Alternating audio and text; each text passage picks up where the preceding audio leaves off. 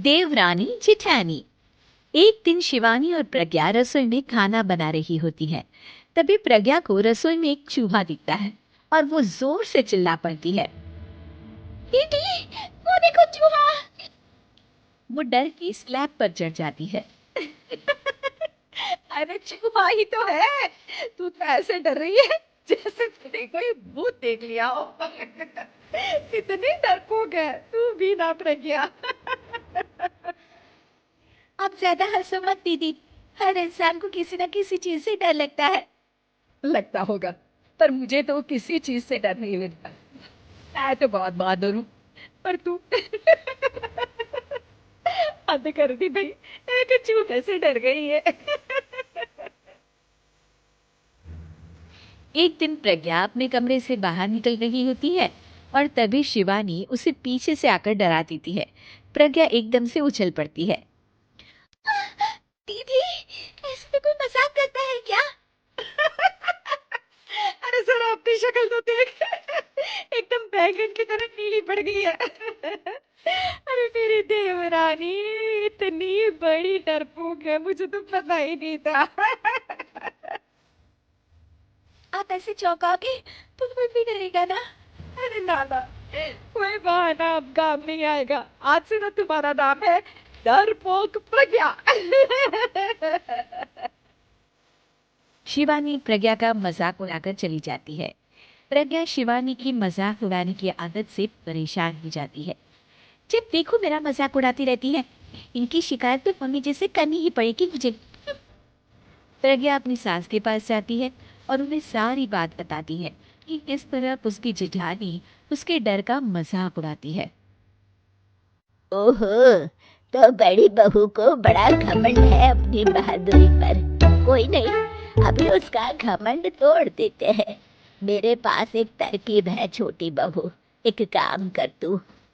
प्रज्ञा की सास उसे अपनी जेठानी को डराने का प्लान बताती है। ये तो बहुत अच्छा आइडिया है मम्मी जी। क्या बात है? आइडिया सुनकर लग रहा है कि आप अपने बचपन में काफी शरारती रही होगी मम्मी जी। अब आएगा मजा। मेरी बहादुर जेठानी जी हो। प्रज्ञा अपनी जेठानी को डराने का एक प्लान बनाती है। रात में वो शिवानी के पास जाती है और कहती है, दीदी, मुझे ना बहुत डर लग रहा है। क्या हुआ तेरी डरपोक देवरानी? दीदी, मैं छत पर गई ना तो मुझे ऐसा लगा कि कोई वहां है। ऐसा लगा जैसे मुझे कोई वहां देख रहा था, जैसे कोई साया। अरे क्या बक रही हो, तेरा वहम होगा। नहीं नहीं दीदी, आप चलो ना प्लीज मेरे साथ, मुझे तो बहुत डर लग रहा है। मेरी एक साड़ी सूख रही थी, वही लानी है।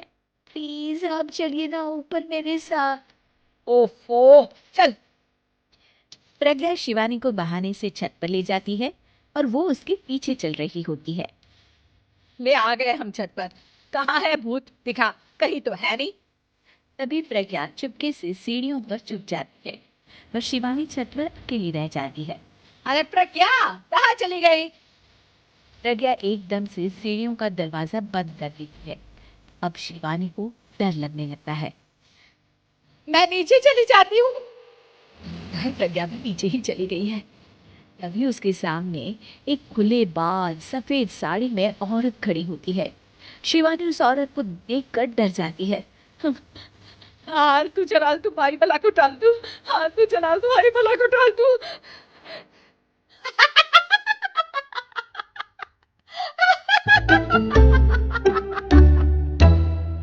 चुड़ैल की हंसी सुनकर शिवानी बुरी तरह डर जाती है।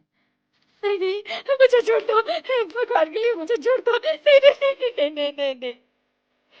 तुझे नहीं छोड़ूंगी, मैं तेरा खून भी जाऊंगी।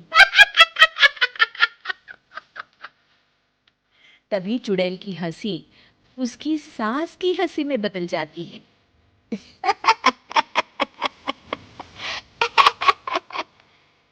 मम्मी जी, ये तो मम्मी जी की आवाज है। शिवानी आंख खोलती है तो सामने उसकी सास चुड़ैल का मेकअप करके खड़ी होती है और प्रज्ञा और उसकी सास जोर जोर से हंस रहे होते हैं।